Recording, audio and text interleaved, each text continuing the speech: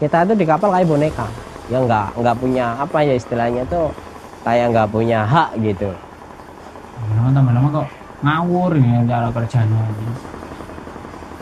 Itu bendera, udah jangkaran kita ini. Kita jarak 60 mil gitu kalau ke selatan itu udah lautan Australia. Weh, basah. Ayo, Sok, kasih. Iya. Botak mana suaranya botak?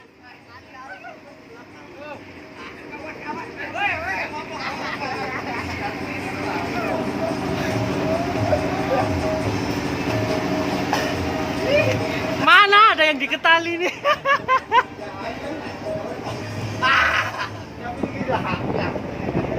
Boleh guys. Kopetnya di atas.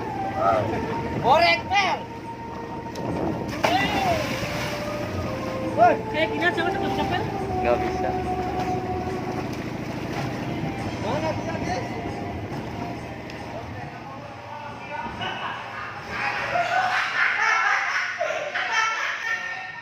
Alasan satu lagi, kenapa sih isu yang berkaitan dengan laut itu nggak mainstream gitu ya? Karena perbudakan modern atau kerja paksa itu tuh sesuatu hal yang agak teknis gitu. Atau mungkin kayak orang-orang tuh susah mencerna perbudakan, apa sih perdagangan manusia? Apakah orang tuh datang lalu dilelang, ada harganya gitu? Seperti apa sih?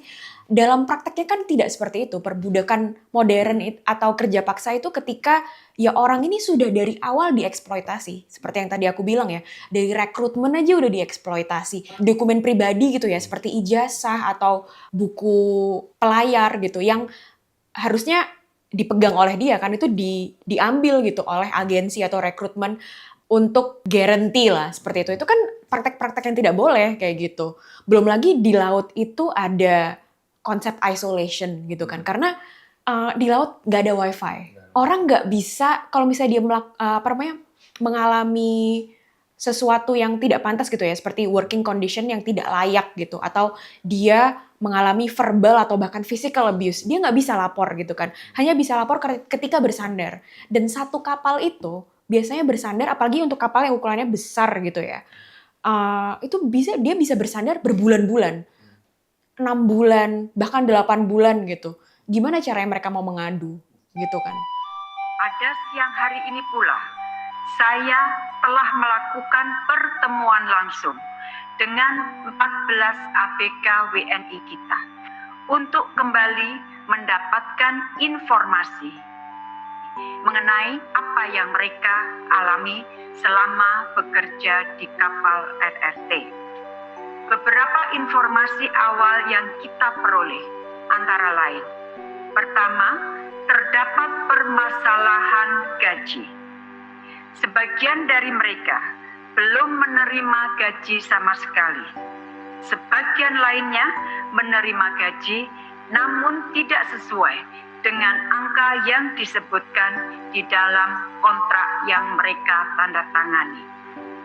Hal lain, informasi lain yang saya peroleh dari mereka adalah mengenai jam kerja yang tidak manusiawi. Rata-rata mereka mengalami kerja lebih dari 18 jam per hari. I put the blame on me for how unaware I am of this situation. As far as I know, these fishermen are just like me, regularly working, eat some decent savory food, laughing at the boss's not so funny jokes in the middle of work, go home, then eat another decent food before go to sleep, and last tuck a cold pillow under my head. But no, always not the same. I want to hear it from one of them, Ilham, who shares a story about how it feels living on the sea as a fishing ship crew. Dari 2017, saat usia gue 20 tahun, diajak orang tua karena kerja di darat monoton ya, gajinya segitu-gitu aja. Akhirnya bokap ngeliat kayaknya enak nih kalau anak diangkut ke kapal, akhirnya gue ikut kayak gitu sih. Tanpa dijelasin struktur sistem kerjanya seperti apa, gue udah iya aja deh. Resmi atau gimana? Gue lewat agen resmi sih kayaknya, kalau di sini masuknya resmi ya. Tapi dia cuma bagian pengurusan visa, tiket pesawat, dan dokumen-dokumen lain. Dokumen juga kayak ibaratnya gue nggak perlu sekolah, itu bisa ditembak sama agennya bang, kayak gitu. Gue cuman disuruh ngambil BST namanya, dan gue duduk selama seminggu, beres sekolah, selebihnya dokumen ditembak, segala macam SCRB, SAT, SDSD segala macam itu ditembak semua, palsu lah ibaratnya. Karena Taiwan ini bebas. Dokumen perkara kontrak kerja, bahasa asing, ya bahasa Cina-Cina gitulah pokoknya. Tapi di situ kan tertera kayak ibaratnya spill gajinya berapa, di situ ada 500 USD. Kan kalau angka mah tetap angka dong, nggak ada Cinanya. Kayak gitu sih. Kita bicara perekrutan transparan. Sebenarnya kalau untuk pembicaraan transparan, menurutku aku akan jawab 50-50. Kenapa aku bisa jawab 50-50? Mungkin ada beberapa agensi yang memang menyejahterakan ABK tersebut dengan menaikkan ke atas kapal yang bagus, dengan sistem hak mereka yang memang sudah disiapkan dengan baik. Berikut juga sudah disiapkannya dengan tanda tangan di atas kontrak, hitam di atas putih. Karena beberapa agensi di Indonesia ini sudah memberikan iming-iming kapal bagus, tetapi ada charge, di mana charge tersebut itu diberikan di awal sebelum kita naik kapal. Contoh, ada agensi, saya tidak sebut agensinya apa, cuman ada agensi di sekitaran Jakarta sini, itu memberikan saya tawaran kapal bagus. Kebetulan kapal tersebut kapal kontainer, dan itu trade area operasinya itu ada di Korea sana. Dengan iming-iming saya harus memberikan charge di awal itu sekitar 15 juta. Di luar persyaratan-persyaratan seperti low fever, paspor, visa, itu harus saya urus sendiri. Kalau tidak saya mengetahui secara jelas agensi tersebut, mungkin saya sudah tertipu atas itu. Itu alasannya kenapa orang-orang yang sebetulnya tidak memiliki kompetensi itu tetap saja bisa menjadi ABK. Ya, jawabannya karena sistem. Selalu ada celah-celah gitu yang digunakan oleh manning agencies gitu untuk bisa mendapatkan atau apa ya, dokumen-dokumen yang seharusnya dimiliki gitu, atau bahkan dokumen-dokumen ini tidak selamanya harus dimiliki gitu untuk seseorang menjadi ABK. Dalam kasus Runzeng gitu ya, bahkan ada 3 ABK yang masih berusia anak, 2 orang berusia 17 tahun kalau nggak salah, 1 orang berusia 16 tahun. Bahkan 2 orang ini tidak punya KTP gitu kan. Maksudnya gimana caranya dia nggak punya KTP bisa punya buku pelaut dan apa segala macam gitu. Jawabannya ya memang tidak ada gitu. Tapi pada akhirnya mereka tetap bisa melaut ya, karena memang seinformal itu, rekrutmennya itu bisa sangat seinformal itu. Dan orang-orang ini yang ada di kasus Runzeng, tidak ada satupun yang punya kontrak. Rekrutmennya ada di Facebook gitu, dijanjikan ini apa segala macam, dan pada waktu itu yang dijanjikan salah satunya adalah THR gitu. Dan itu cara-cara iming-iming manning agencies lah.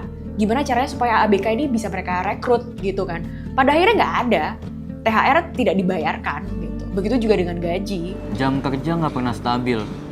Kegiatan bongkar muat itu nggak pernah bisa ditentuin. Kalau misalnya gue habis jaga, kena jam jaga gue kena nih, gue baru selesai jaga, di situ harus bongkar, gue harus bongkar tanpa ada istirahat sama sekali. Dan bongkar bisa 2 hari 3 hari dong, kayak gitu. Iya. Kalau di ikan kan kita nyari ikan nih, kita masukin ke dalam palka, kita masuk ke dalam ruangan yang suhunya benar-benar dingin banget kan, minus 30-an lebih lah ibaratnya. Ya udah kita susun tuh ikan sampai kita nanti transaksi lagi sama si pembelinya ini, kapal penampung ikan, baru kita oper bongkar lagi.